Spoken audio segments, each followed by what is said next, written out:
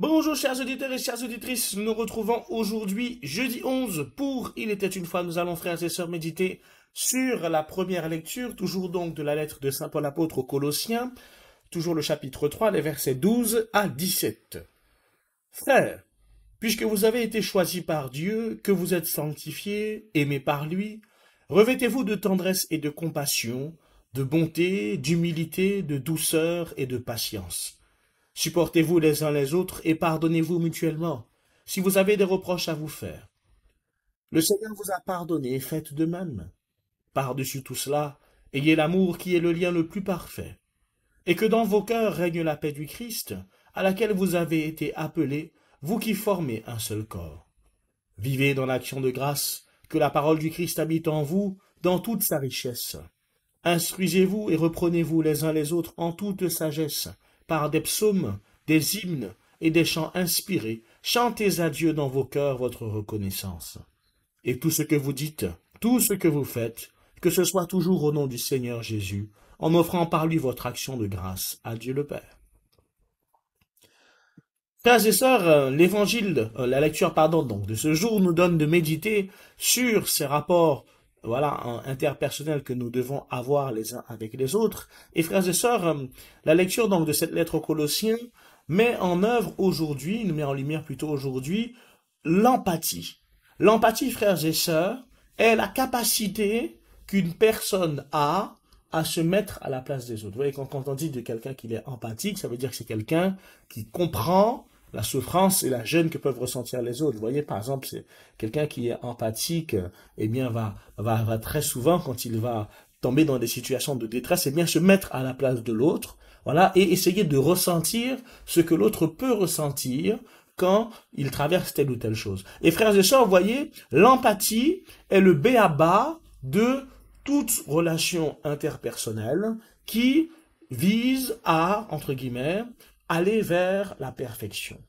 Pourquoi je le dis? Parce que, frères et sœurs, lorsqu'on veut aller à la perfection, ça veut dire que l'on doit être corrigé.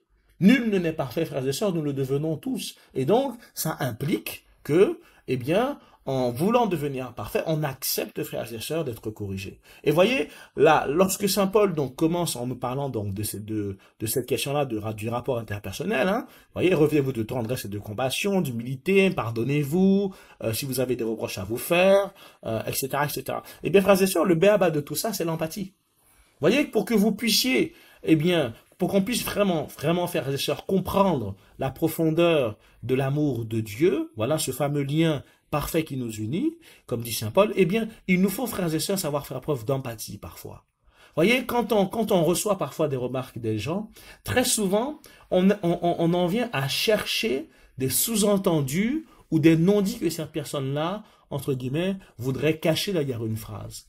Et je le dis parce que, frères et sœurs, on est tombé dans un système où maintenant, la moindre chose que l'on fait dans une relation, dans nos communautés, j'ai l'impression que maintenant, est sujette à la méfiance. Ah, elle a fait ça, si elle a fait ça, c'est parce que si, c'est parce que ça, et puis je pense que si, et puis je pense que ça, et qu'elle voulait dire si, ou qu'elle voulait cacher ça.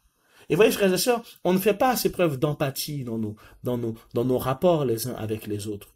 Parce que, vous voyez, dans l'empathie, eh bien, on accueille, comme je vous disais, frères et sœurs, ce que l'autre nous dit, et on se met à sa place. Et je ne parle pas forcément des mauvaises choses, mais lorsqu'une personne, par exemple, vous fait une remarque sur votre tenue, sur votre état, une remarque qui, entre guillemets, vous met mal à l'aise, tout de suite, vous pensez, ah, cette personne-là, elle a fait ça pour mettre mal à l'aise, et puis ci, et puis ça. Eh bien, non, c'est parce que la personne vous aime qu'elle vous a fait cela, ou qu'elle vous a dit cela. Mes frères et sœurs, aujourd'hui, on ne se pose plus la question-là de cette façon-là. Si la personne a fait ça, alors c'est forcément mauvais. Mets-toi à la place de l'autre. Si tu vois que ton ami est en train de s'égarer, et que tu sais que tu as le pouvoir de la faire se rendre compte de la bêtise qu'elle fait, eh bien, tu vas le lui dire. En tout cas, j'espère que tu vas le lui dire. Parce que si tu ne peux pas le lui dire, ça veut dire que finalement, votre relation, elle est amicale, mais elle est amicale seulement en surface, parce que je suis ton ami, mais je ne veux pas ton bien. Vous voyez, frères et sœurs, dans la question du pardon, c'est pareil. Dans la question du pardon, nous manquons parfois d'empathie. Quand les autres nous font quelque chose, tout de suite on considère, il a fait ça pour me faire du mal, il a fait ci, il savait que ça allait me faire souffrir, etc., etc., etc. Est-ce qu'on se met à la place des autres frères et sœurs? Est-ce qu'on se demande pourquoi est-ce qu'ils nous ont fait ça? Et est-ce qu'on cherche réellement, frères et sœurs, à comprendre parfois le geste qu'ils ont fait? Au lieu de tout de suite accuser de la méchanceté, au lieu de tout de suite en venir à de la mesquinerie. Non, frères et sœurs, quand on a un frère qui est pénible, vous voyez que Saint Paul nous dit supportez-vous les uns les autres. Quand on a un frère qui est pénible, est-ce qu'on se pose la question de savoir comment est-ce que lui, eh bien, frères et sœurs, il va?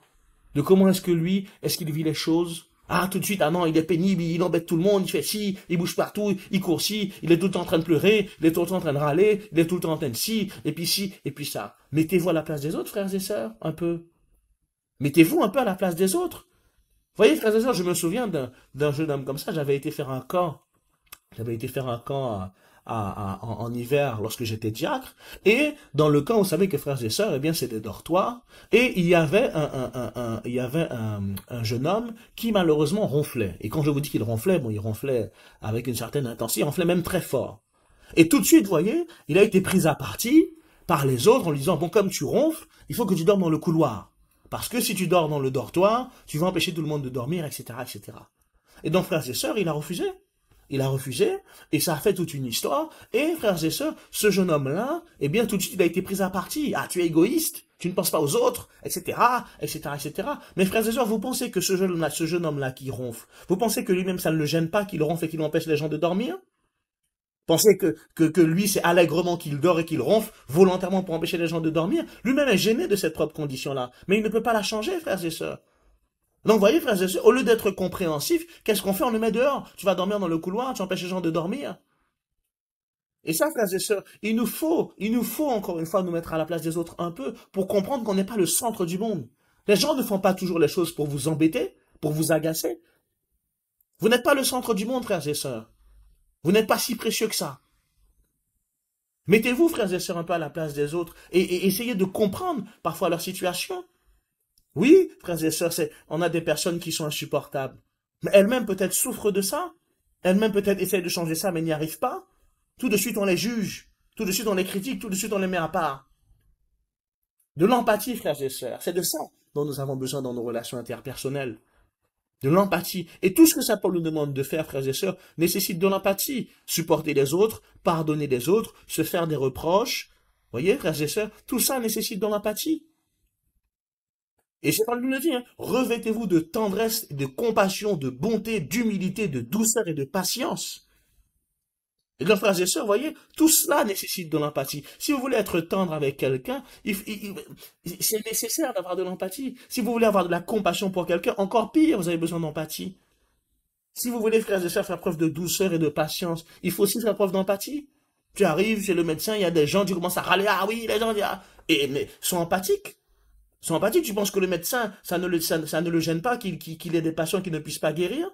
Qu'il y a tellement de monde qui ne puissent pas guérir des patients qui doivent leur dire de revenir demain? Vous pensez que ça arrange les médecins de dire ça? Tout de suite, on saute à la gorge du médecin, ah oui, et puis ci, et puis ça, et puis vous n'avez qu'à faire si vous n'avez qu'à prendre quelqu'un. Mes frères et sœurs, encore une fois, ayons de l'empathie. Laissons place à l'empathie, frères et sœurs. Arrêtons de penser tout de suite que les gens sont mauvais, que les gens font des choses pour vous, que les gens font des choses pour faire du mal. Cessez d'être susceptibles, frères et sœurs. Et apprenez aussi à comprendre que les gens, eh bien, ils ont aussi un cœur. Ils ont aussi une conscience. Ils ont aussi, frères et sœurs, une sensibilité. Et que vous n'êtes pas les seuls à en avoir. Et c'est ça, frères et sœurs, qui met le poison dans nos relations interpersonnelles. Le manque d'empathie, le manque de compréhension de l'autre. On ne se soucie pas de savoir comment il se sent, comment il va. On accuse, on juge, on critique. Et puis on dit, ah ben il n'avait qu'à pas faire ci, il n'avait qu'à pas faire ça, il n'avait qu'à pas être comme ci. Mes frères et sœurs, encore une fois, hein, c'est l'empathie, on se rend compte qu'on en a besoin lorsque, eh bien, les gens n'en ont pas à notre égard. C'est là qu'on se dit que les gens pourraient être plus sympathiques. Toi, déjà, sois plus sympathique avec les gens. Et peut-être que c'est comme ça, frères et sœurs, qu'on fera les choses avancer. Alors, demandons au Seigneur, frères et sœurs, aujourd'hui, par, eh bien, la journée qu'il nous donne, de vivre, eh bien, de faire de nous, eh bien, des frères et des sœurs avec toujours plus d'empathie dans nos rapports interpersonnels, dans nos rapports avec nos communautés, dans nos rapports avec nos familles. Demandons au Seigneur de nous aider, nous aussi, à nous mettre à la place de ceux qui souffrent, à la place de ceux qui sont mis de côté, à la place, eh bien, de ceux qui causent des problèmes malgré eux. Pour qu'il nous donne vraiment, frères et sœurs, eh bien, de vraiment vivre, avec cet amour les uns pour les autres, qui est ce lien parfait qui nous unit. Au nom du Père, et du Fils, et du Saint-Esprit. Amen.